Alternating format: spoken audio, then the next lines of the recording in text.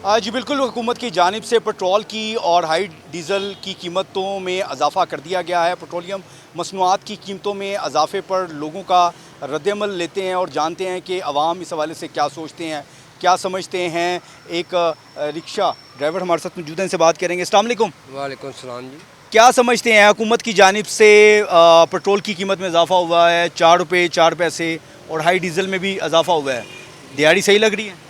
नहीं, बिल्कुल नहीं है, कारोबार है कोई नहीं है, बिल्कुल कोई आमदनी नहीं है, बड़ी मुश्किल से खर्चात पूरे होने हैं।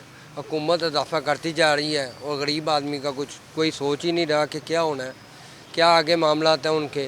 कोई दिहाड़ी पे चला रहा है, किसी का घर रेंट पे है, वो दिहाड़ी नहीं पूरी हो पा रही उसकी, और वो बड़े मसले मसाइल का शिकार है, और वो पता नहीं किस तरह मैनेज कर रहा है। हुकूमत को चाहिए कि कोई नज़रसानी करे गरीब आवाम पे। आप शिंगची चलाते हैं? जी, कितने पैसे इससे कमा लेते हैं?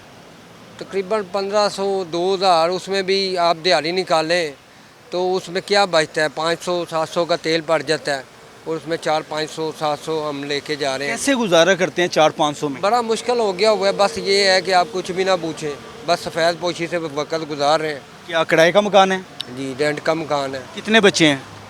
एक बेटी है मेरी।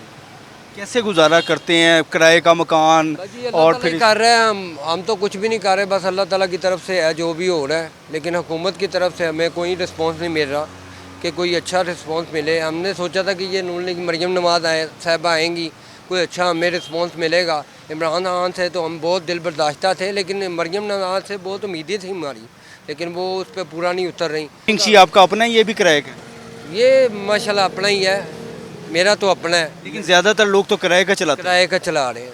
मेरा अपना है भाईजान। मैं अपना होने के बावजूद भी मैं आपको बता रहा हूँ कि 1000-1200 मैक्सिमम इतना ही है, इससे ज़्यादा नहीं है। मैं वो कह रहा हूँ कि जो दिहाड़ीदार हैं, हमारे जैसे भाई हैं, उनकी तरफ से भी मैं बात कर रहा हूँ। पेट्रोल की कीमतें बढ़ गई हैं, महंगाई भी हो गई, आम आदमी का कैसे गुजारा चल रहा है? क्या समझते हैं, महंगाई ज़्यादा होगी? मैं भी आम आदमी हूँ। महंगाई बहुत ज़्यादा हो गई है, पेट्रोल और महंगा हो गया, मज़ीद चीज़ें महंगी होंगी।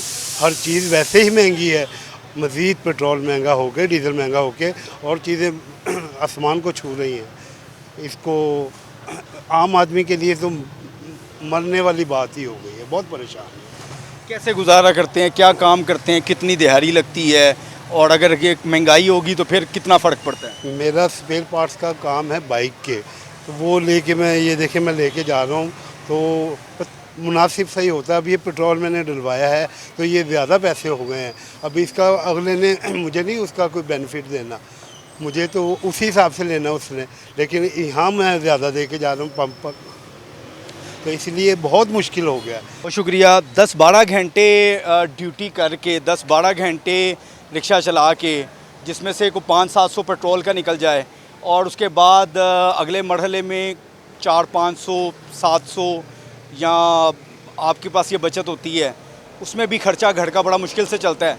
और लोगों की आप गुफ्तगू सुन रहे हैं, वो मुस्लिम लीग नून के साथ उनको सपोर्ट भी करते हैं, को पसंद भी करते हैं, मगर वो मुतालबा कर रहे हैं हुकूमत से, वफाक में, सूबे में, कि वो आवाम के लिए सोचें। बड़ी मुश्किलात का सामना है इनको, और लोग इस वक्त फरियाद कर रहे हैं कि इस तरह से एक रात में पेट्रोल बम ना गिरा दिया जाए, इससे कीमतें बढ़ जाती हैं।